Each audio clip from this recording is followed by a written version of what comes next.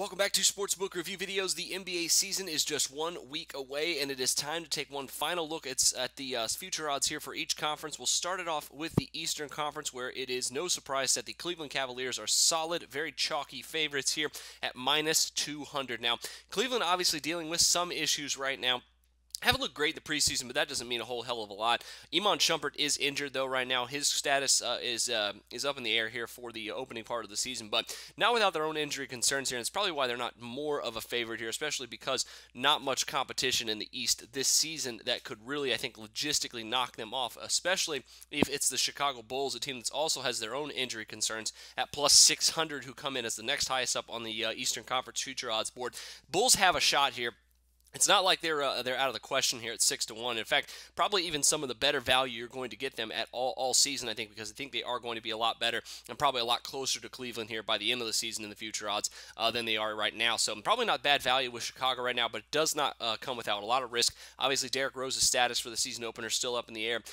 New head coach, same personnel, really just trying to get them to mesh and gel here and figure out a rotation that works for them. So interesting, I think the Chicago Bulls are, but definitely not someone I'm yet willing to take a risk on at this point. After that, pretty steep drop-off down to the Atlanta Hawks at 12-1. Of course, the Eastern Conference number one overall seed last year, I think will probably not be there this year just because of the loss of DeMarre Carroll. I think also Atlanta really, I think, peaked last year. Pretty much everything went right for them in a down year in the Eastern Conference. The Eastern Conference, although not really enough teams to challenge Cleveland, it is, I think, better than it was last year, so I don't think the Hawks are going to enjoy the same success. Their over-under for win totals this year is 49.5. Just look at it that way compared to how many they won last year. That's not too many. Washington Wizards come up right behind them at 13-1. I'm not a big Wizards fan. I don't think they are a play here at all in the Eastern Conference future odds. I think they're going to be a little worse than they were last year. I think they have some issues up front with an aging and not really mobile front court that could really give them problems here in the East.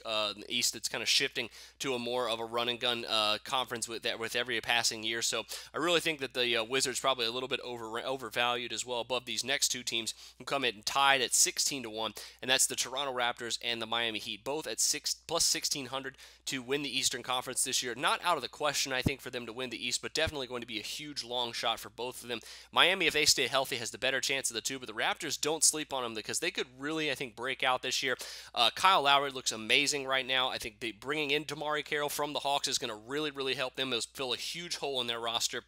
So don't sleep on them. I think they could have some value, but it really remains to be seen with the Toronto Raptors. But that'll do it for your Eastern Conference future odds update. Make sure you check out my Western Conference one as well. A lot more interesting over there. But until then, for Sportsbook Review, I'm Jordan Sharp.